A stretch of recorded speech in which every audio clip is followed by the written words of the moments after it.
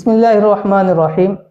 حضور اکرم صلی اللہ علیہ وسلم کا ارشاد ہے کہ جو آدمی اس مہینے یعنی ماہ مبارک رمضان المبارک کے اندر اپنے غلام و خادم کے کام میں تخفیف کر دے گا، یعنی اس کو کمی کر دے گا، سہولت دے گا، تو اللہ تعالیٰ اس شخص کی مغفرت فرما دیں گے اور اس کو دوزخ سے رہائی و آزادی نصیب فرما دیں گے۔ السلام علیکم ورحمۃ اللہ، آپ دیکھ رہے ہیں روحانی بک یوٹیوب چینل اور میں ہوں مفتی بلال احمد قادری۔ رمضان المبارک کے حوالے سے ہمارے پوائنٹس چل رہے ہیں آداب رمضان کے۔ اس سے پہلے آپ کے پاس ہمارے کافی سارے پوائنٹس آ چکے ہیں اور آج اسی کڑی کی ایک نئی ویڈیو آپ کے ساتھ ہے کہ رمضان المبارک کے اندر جو معمولات ہیں اس کو ہم نے کیسے گزارنے ہیں۔ اور آج کی جو ویڈیو ہے وہ آداب رمضان کی پارٹ نمبر 5 ہے جو آپ کے ساتھ شیئر کی جا رہی ہے۔ اس سے پہلے 12 ہم نے آپ کے سامنے نکات ذکر کیے، آج نمبر 13 سے آگے شروع کرنا ہے۔ تو اس سے پہلے اگر آپ نے ابھی تک ہمارا روحانی بک کا یوٹیوب چینل سبسکرائب نہیں کیا تو اس کو سبسکرائب کر لیں، ساتھ بیل آئیکن کے بٹن کو بھی دبا لیں تاکہ ہماری آنے والی تمام لیٹسٹ ویڈیوز آپ کو بر وقت مل سکے۔ تو چلتے ہیں ہم آگے اپنے پوائنٹ نمبر 13 کی طرف۔ پوائنٹ نمبر 13 ہے کہ اپنے نفس کو تقوی کا پابند بنائیں۔ رمضان المبارک تقوی کی عملی تربیت گاہ ہے، پرہیزگاری کی عملی تربیت گاہ ہے، کیونکہ جیسے قرآن مجید کے اندر سورہ بقرہ کی آیت نمبر 183 کے اندر اللہ تعالیٰ نے ارشاد فرمایا، بسم اللہ الرحمن الرحیم، یا ایھا الذین آمنوا کتب علیکم الصیام کما کتب علی الذین من قبلکم لعلکم تتقون۔ تم پر اور تم سے پہلی امتوں پر روزے فرض کیے گئے، کیوں؟ تاکہ تم تقوی اور پرہیزگار ہو جائے۔ تو رمضان المبارک تقوی اور پرہیزگاری کی عملی تربیت گاہ ہے، تو اس لیے ہمیں چاہیے کہ ہم اپنے نفس کو اس مہینے کے اندر کوشش کریں کہ اس کو تقوی کا پابند بنائیں۔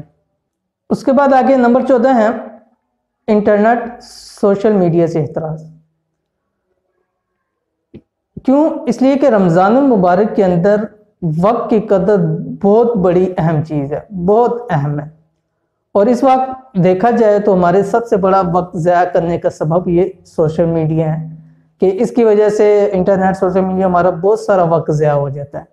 تو اس لیے ابھی سے کوشش کرنی چاہیے کہ رمضان المبارک کے اندر یا تو ہم اس سلسلے کو بالکل ختم کر دیں، اگر بالکل ختم نہیں کر دیں کم از کم محدود کر دیں کہ صرف مجبوری اور ضرورت کے تحت اس کو استعمال کریں۔ جیسے آج کل انٹرنیٹ کے لحاظ سے کھلا انٹرنیٹ ہے، جتنا انسان ہر روز استعمال کرتا رہتا ہے تو یہ وقت کا ایک بہت بڑا ضیاع، بہت ساری چیزیں ہم سے اس سے مس ہو جاتی ہیں۔ اور رمضان المبارک ایک عبادت کا مہینہ ہے اور اپنے آپ کو اللہ تعالیٰ سے رحمت، مغفرت اور جہنم سے آزادی کا مہینہ ہے، تو اس لیے چاہیے کہ ہم ان چیزوں کے اندر، عبادت کے اندر اپنا زیادہ وقت گزاریں اور اس انٹرنیٹ سوشل میڈیا سے پرہیز کریں۔ اگر مکمل ختم نہیں کر سکتے کم از کم اس کو محدود کر دیں تاکہ ہم اپنی عبادات آرام سکون سے کر سکیں۔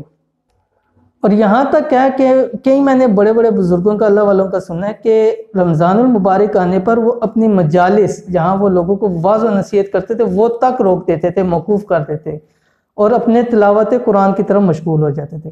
تو جو وہ اپنے نیک مقصد، نیک کام کو موقوف کر سکتے ہیں اور صرف قرآن میں مشغول ہو سکتے ہیں، تو ہم اس انٹرنیٹ اور سوشل میڈیا کو بھی کچھ دن کے لیے روک دیں یا محدود کر لیں تاکہ ہم زیادہ سے زیادہ قرآن پاک کی تلاوت کریں۔ کیوں؟ اس لیے کہ مہینہ قرآن کے نازل ہونے کا ہے، تو ہمیں چاہیے کہ اس مہینے کے اندر زیادہ سے زیادہ قرآن پاک کی تلاوت کریں۔ میں صرف آپ کو ایک بتلا رہا ہوں، ہمارے امام اعظم امام ابو حنیفہ رحمۃ اللہ علیہ، ان کے بارے میں آتا ہے کہ وہ رمضان المبارک میں صرف 61 قرآن پاک مکمل کرتے تھے، 61 قرآن پاک۔ اب ہم اپنے آپ کو دیکھیں کہ ہم رمضان میں ایک بھی قرآن مکمل ہوتے ہیں، ایک ہی پارہ ہمارے لیے بہت بڑا بن جاتا ہے، تو وہ ان کے ٹائم میں بھی برکت ہوتی تھی اور وہ ظاہر بات ہے کہ وہ اتنا ٹائم قرآن پاک کو دیتے تھے کہ اس کو مکمل کرتے تھے۔ تو 61 قرآن پاک ایک مہینے کے اندر ختم کرنا بہت بڑی بات ہے، تو ہمیں چاہیے اگر ہم 61 نہیں کر سکتے کم سے کم ایک قرآن تو ہم ضرور رمضان کے اندر مکمل کریں۔ آگے نمبر 15، رمضان المبارک کے لیے اپنے کاموں کا بوجھ ہلکا کر دیں۔ گھر میں آپ نے تعمیراتی کام کروانے ہیں یا رنگ و روغن کروانا ہے، کسی مشین کی مرمت کروانی ہے آپ نے، یا گاڑی یا کوئی اور سواری بائکس وغیرہ کوئی چیز ہے، لمبا کام ہے، پیچیدہ کام ہے، یا دفاتر اور کارخانوں کے اندر کوئی محنت طلب پروجیکٹ ہے، تو کوشش کریں کہ رمضان سے پہلے پہلے اس کو مکمل کر لیں۔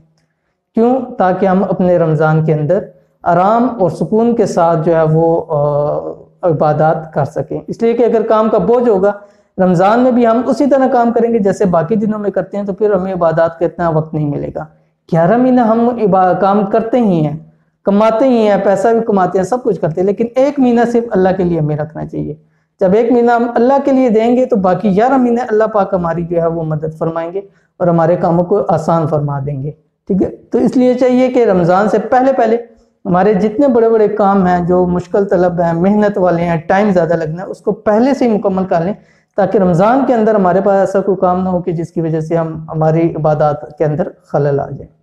تو یہ تھی آج کی ویڈیو، اس کے اندر ہم نے چند اور آپ کے ساتھ پوائنٹ ذکر کر دیے۔ انشاءاللہ العزیز اگلی ویڈیو کے اندر آپ کے ساتھ اور پوائنٹ شیئر کریں گے۔ اللہ تعالیٰ سے امید ہے کہ انشاءاللہ آپ کو یہ جتنے ہمارے پوائنٹس ہیں انشاءاللہ آپ کے لیے فائدہ مند ہوگے، اور انشاءاللہ اس پہ اگر عمل کر لیں گے تو ہم رمضان کے اندر زیادہ سے زیادہ عبادات کر سکیں گے۔